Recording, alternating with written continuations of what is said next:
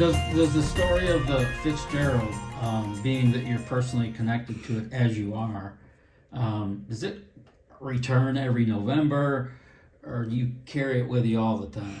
I'm always aware of it. It's only in November that others are. Sure. And when I get an invitation, I've never turned one down. I don't care An if it's opportunity to speak on it? yeah, and take this stuff with me and share it with people.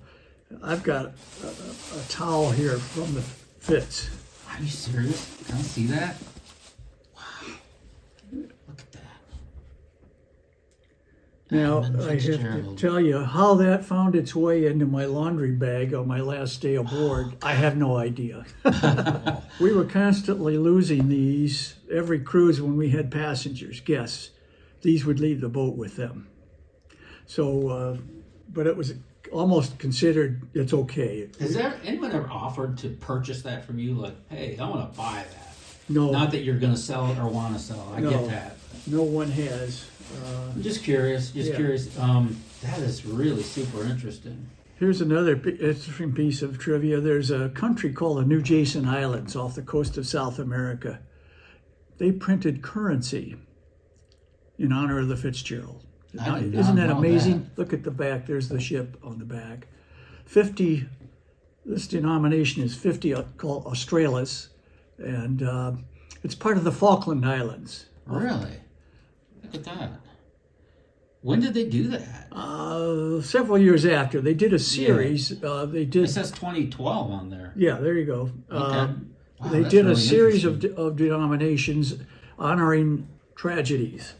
Fitzgerald, Titanic, Hindenburg, things of that nature would get currency. I don't think it's legal currency any longer. It was at the time, and now it's pretty much a souvenir. Yeah. I got this on eBay, so. That's really cool. That's super interesting. When you think about the Edmund Fitzgerald, what do you remember about it? I mean, is there something that jumps out more than something else? I love the story about the lights going out as the ship bends and twists. It was only 5 years old, and to me, as an impressionable teenager, just the majesty of it and the newness of it. Yeah, you were on the Cadillac of the freight. Oh Great- yeah, Great because Lakes. I had been on most of the other ships in the Columbia fleet, the Ogilvy Norton, the R.C. Norton, the Crispin Ogilvy, Armco.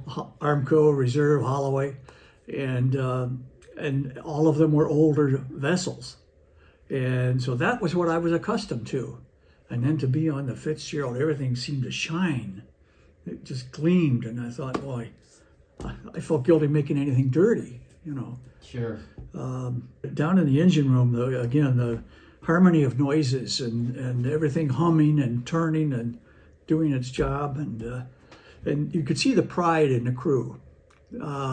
Flagship. They loved being on the Fitzgerald, and everywhere we went, we were a tourist attraction. We'd go through the Sioux Locks, and as we're gently being raised, there's people on a viewing platform taking pictures. They knew the Fitz was coming through because they publicized in the paper what ships would be due, and they'd come down and they'd want to see the Fitz. And out on the lakes, when we'd pass other Columbia ships, they'd all come out on deck and wave at the guys they knew on the Fitz. My dad was on the Middletown for a while, and we would often pass the Middletown downbound as we were upbound on Lake Superior. And I'd go out on deck, and half a mile away with my binoculars, I'd spot my dad waving back at me. And then so when he got to come over and be chief, we finally got to be shipmates. Sure. Do you remember what you were doing when you heard the news the ship went down? I was getting ready for bed. At the time, I lived in California. Oh, you did? The people that owned the Blade owned a newspaper then in Monterey, California. Oh, really? And I was editor out there for about 14 years. And so it was 11 o'clock at night there, but it was, middle of the night back here, 2 a.m. or so in the morning. So the news had reached the West Coast.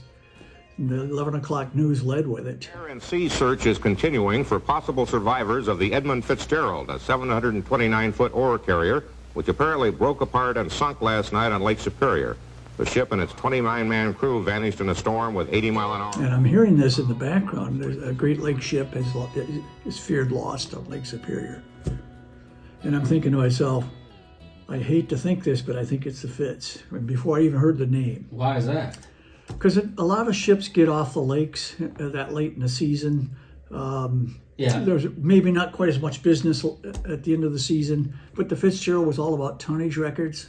And so she was always out there. And I thought, oh man, I hope I'm wrong. And I hope whatever boat it is, they find it. But I said, I had this awful feeling. And then they named the Fitzgerald. And did you know your dad was not on it? I did.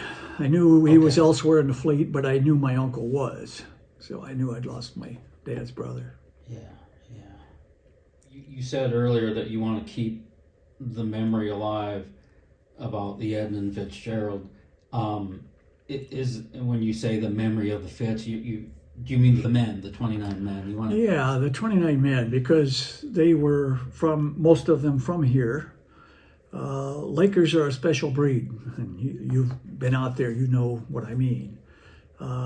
They're deep sea sailors, that's a different breed, I think, entirely. I think the guys that are on the lakes, they love what they're doing. They have long separations from their families, but when my dad was home for a month or two in the winter, in the off season, when the lakes were frozen, he didn't know what to do with himself. Isn't that something? He couldn't. You'd think he'd be Yahoo! I'm free. 2 months. He couldn't wait to get back out there. He couldn't wait for fit out and to get back and put that engine back together again. Here's a guy who didn't finish high school. He dropped out in the 10th grade to take a job on the lakes and rose to the rank of chief. You know what kind of skills a chief has to master and what kind of knowledge he has to have in physics, and how he did it, I don't know, but he made it. Through hard work. He had a young family, and he was determined to succeed for them. Yeah, there's the captain, and there's the chief. The chief, yeah, and the captain obviously is ultimately responsible for the vessel, but the chief is the guy that makes it go. Sure. I know the Edmund Fitzgerald is now officially declared, if I have it right, a grave site. There'll be no more dives on the Fitzgerald. Are you in tune with that? I mean, do you think that's how it should be? Absolutely. Are you itching to get down there and see more? Let's find out what happened, or is it, in your opinion, it's a grave site. It should be left alone. I don't want to see the remains of any of those men disturbed. Many years ago, I got a phone call from people who said they were sponsoring a series of two-man sub dives to the Fitzgerald, and would I be interested as a surviving family member and a journalist to go? Wow. And I said, and how much does this cost? And they said it'd be about $10,000. Whoa. Now, I don't know if it was a scam or what, but I just said, look, I'm not interested, even for free. I don't want to go down there, and I can see in the photographs what I need to see. Sure. And so no, I think I think that would have been an intrusion on the final resting place for these guys, and I'm glad that we editorialized in the Blade to see it declared a grave site. And that's what you think it should be. Oh yeah, the Canadian government did so, and because it's in Canadian waters. Yes, yeah, I think it's for the most part. Not by much, but enough that yeah.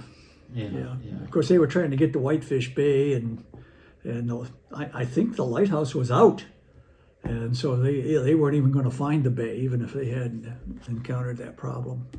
But if they could find it, they could have beached it, dropped the anchor, protection. Yeah, from a the little shore. bit of shelter from all that wind, and they were so close, considering how far they 17 miles. Yeah, they had come. You talk about diving on the Fitz, or the opportunity to go down in the sub. I personally, I would not have the courage to do that. It's not just about being 530 feet below the water. That would freak me out too. But diving on the Fitz, it would be too overwhelming for me. If I had a free ticket, I'm not going. I couldn't do it. I'm the same way. It's both fear and the respect for the dead. Yeah. In my case, all I could for a long time I was haunted by I would have dreams about it, imagining that final few moments. And my uncle, if he was on I think the 4 to 8 shift, would have been in the engine room on duty as an oiler. To be trapped in that stern as it's filling rapidly with water and there's no hope, you're in total darkness. I mean, it haunted me for the longest time. And for the other people that were dogged down in the rooms, when you dog those doors down, they become airtight and watertight. You're not going anywhere, yeah. Yeah. So they might have lived for a few minutes. Exactly. I can't think of a more haunting way to die. It's just so scary to me to even think about. Do you keep in contact with any of the other family members who had a father, an uncle, a brother that went down on the Fitz? The only one that I kept contact with, because she worked hard on trying to do what I'm trying to do, and that's keep the memories alive, and that's Ruth Hudson. Ruth's son, Bruce, was a deckhand, 21-year-old deckhand, who already had a family. And so I felt so bad for her, for Ruth, and for their family. And so I've met with her several times over the years. And she passed away. Yeah. And they had a consecration ceremony on Lake Superior for family members. My job kept me from going, and that's always bothered me. But I would love to have been there for that. But they tossed flowers on the surface at the wreck site and consecrated it as. I thought that Bruce is an interesting story. I know. I know you're aware of the 1974 Dodge Challenger. Bruce Hudson had a 1974 Dodge Challenger. And I had been looking for it for years. Well, I finally found the guy that owns it, and I did a story on it, and that went over really well. I just felt a real connection with it. That guy, I never knew. I know that thing was packed and ready to go to They were going to California, him and another shipmate, and they just didn't get there. And how about none of them got there? Captain McSorley, if I have it right, this was his final run before retirement. I mean, how ironic. He sails more than 40 years on the lakes. Yeah. He's one of the best known masters on the lakes, right. A veteran, and his last run, he got one more run to do after enduring the Great Lakes for more than 40 years, which is really hard, and he doesn't get there. Yeah. This was undoubtedly probably, like I say, he was a heavy weather captain. He had that reputation of somebody who could take care of his ship in bad weather and get where he had to go. But I don't think he'd ever seen, even in 40 years, anything quite the match of what he saw that night. I mean, this was what they call the storm of the century. Absolutely. It's a phrase that's misused, I think, but in this case it applied. You had these colliding weather systems, and as the day wore on, it just got worse and worse. Exactly. In fact, he was in communication at about 5:30 on November 10th, 5:30 in the afternoon, with a Swedish ship. It was called the Avafors, if I'm pronouncing that right. That's where he learned that the captain or the pilot on the Avafors, who was an American, reported that the Whitefish Point light was out, as was the beacon, and that's when this captain overheard McSorley say, "Don't let nobody out on deck. I have a bad list, lost both radars, and taken heavy seas over the deck. This is one of the worst seas I've ever been in," said Captain McSorley, who just sailed more than 40 years on the lake. So, and how ironic, as you say, at the very end of his career, he gets the worst storm he's ever seen. I can't imagine. Yeah. And you asked me earlier what my theories are of what happened, and I would like to emphasize that that's all they are, as theories. It's my opinion. Everything I've said about what happened is my opinion of what happened, because none of us know, and we'll never know. Yes, absolutely. We're never going to know, and does it really matter? Why? We're all fascinated, and we wonder. Exactly. But, several years ago, Gordon Lightfoot revisited the lyrics of his song because of one line. He had implied that he said in his song, at 7 p.m. the main hatchway caved in. It's a line from the song. And the family as much as they loved Gordon Lightfoot for what he did to keep the memories alive and all that, and wrote this beautiful, haunting ballad, they still resented that one line. And Gordon Lightfoot sat down and rewrote it and took that reference out. So now there's just some obscure reference to 7 o'clock, and I don't know how the new line goes. No reference at all to the hatchway caving in. Because that would lean imply back toward the deckhands who didn't secure crew hatches. Yeah, crew error would be strongly implied there. Well, that's a show of respect for Mr. Lightfoot. Sure it is. Now the problem is changed the recorded song is still out there. I think he says when they left fully loaded for Cleveland, Mr. Lightfoot read a press release a few days prior that said they were going to Cleveland, which was inaccurate. They were going to Zug Island in Detroit, but unfortunately that came out in the song as well. But despite some of the inaccuracies of the lyrics, in fact, it's the music that holds me. Sure. The words are cool. Yeah. But it's the music that grabs a hold of me. Yeah. You know. It's sort of like it's the equivalent of the song for in the movie Titanic, "My Heart Will Go On," by Celine Dion. When she sings that's powerful. that is powerful, haunting theme music as well. They're kind of comparable in that way. Mm-hmm. They emotionally move you. Some of the comments I get when I do these videos are, why don't they do a major motion picture on the Edmund Fitzgerald? I mean, what a monumental task. How do you tell that story? Yeah. How did it go down? How do you do that? At some point, that was in the works, because I have seen, I wish I had bought it, a movie poster about a film on the Edmund Fitzgerald starring Sean Connery Oh, wow. as the captain. Oh, my gosh. And like one of those coming soon kind of things. Yeah. And nothing ever came of It it. never happened.